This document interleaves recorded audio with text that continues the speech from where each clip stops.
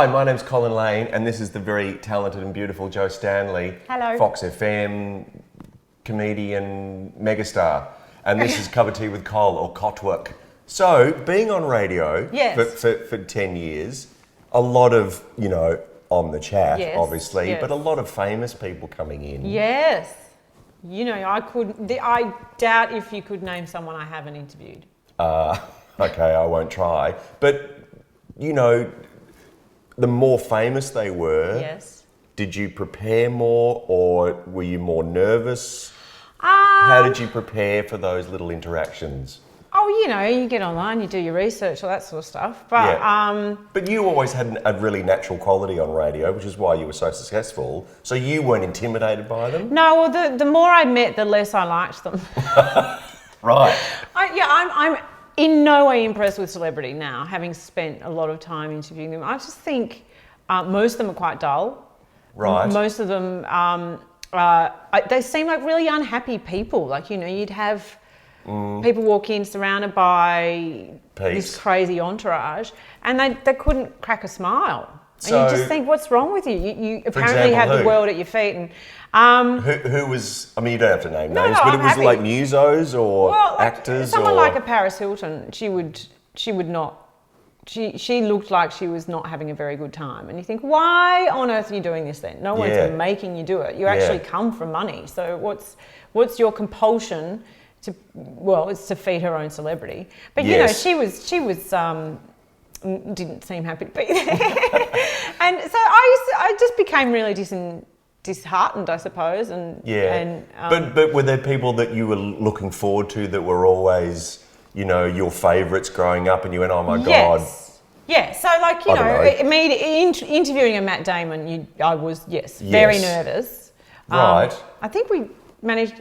I think twice we got to interview him, and both times he was beyond charming and. That's the word going around that he's a lovely guy. Well, because you've got people who buy into their own celebrity, who really care about the fact that they are famous, and people who just happen to be really great actors and they've become famous because of that, or musicians who care about the music more than the actual profile of what they're doing, I suppose. Yes. But yeah, he just walked in off the street like. By himself, so he didn't have an entourage. Not really. I mean, he had a publicist, and that was about it. And he was so generous. And but he's chatty and funny and entertaining, as opposed to we would go on breakfast radio, Frank and me, and the radio host would say, "Oh God, it's so refreshing when comedians come on and they're funny." And we go, "What do you mean?" They go, "Well, we have comedians on, and they just come on and they don't do gags." Yeah. And they're kind of comedian / rock stars. I had a moment when we were interviewing a comedian. I don't want to name names, right? But tell me later. One of Australia's hugest comics, right? Massive. Wow. And are you thinking right now? There was a moment where he was talking and what he was saying was so dull, and it was like he couldn't even actually be bothered himself. Yeah, he couldn't even be bothered undulating his voice, or like it was just very, and I remember that I think I might have had a micro sleep. Really? I did. I remember there was a moment where my eyes blinked really slowly, and as I opened them again, I thought, oh my God, did I just go somewhere? Did I just have a little nod off? And he was a comedian. I'm like, what? And he's packing out venues, and I'm like, I don't understand. Why can't you bring your A game to my show? So it's a he. Yeah. So we know it's a he. I can't say who. I won't say who because that's nasty. Right. He might have just had a bad morning. I don't know. So Matt Damon, he's pretty much up there. Was there anybody, did you interview Kim Kardashian or? Numerous times. Did you? Yes, yeah. How was she? Look, you know what, always, and you must have found this too if you were interviewing people on The Circle or whatever, they're always surprisingly tiny. Yes. Tiny people. Yes. Yeah, that's right. It's like, obviously to be huge, as in, very successful, you need to be very small. But she, very controlling of what she wanted to do. Sure. And there was some business online about how she had been photographed with a kitten or something. And so, because we were always trying to find, I don't know, we were always trying to find different things to do in these interviews, because they do the same interview with every single radio and TV show while they're here. So we thought, let's get her to hold a baby chicken.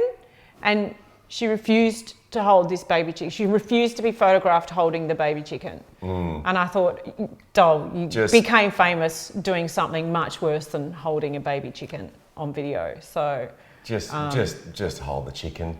Just hold the chicken. Live a little. Have some fun. What do you think the chicken's going to do? And what are people going to... Was she scared that the chicken was going to look bigger than her?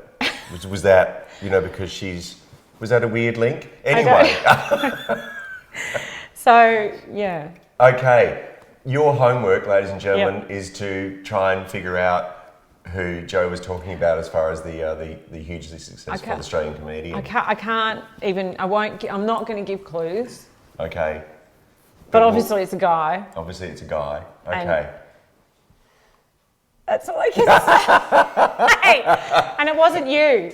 Well, thank goodness. Thank goodness for that. Yeah. Okay, thanks so much, Joe Stanley. Thank you. God bless you. All the very best. And we'll see you next time on Cotwork. Bye now. Dave Hughes? Hughesy? No, it wasn't Jamoan. Hughesy. No, it wasn't Adam Jamoan. Hills. I can't. Stop it. Rovey. No, it wasn't right. Speaking of small, Rose Small.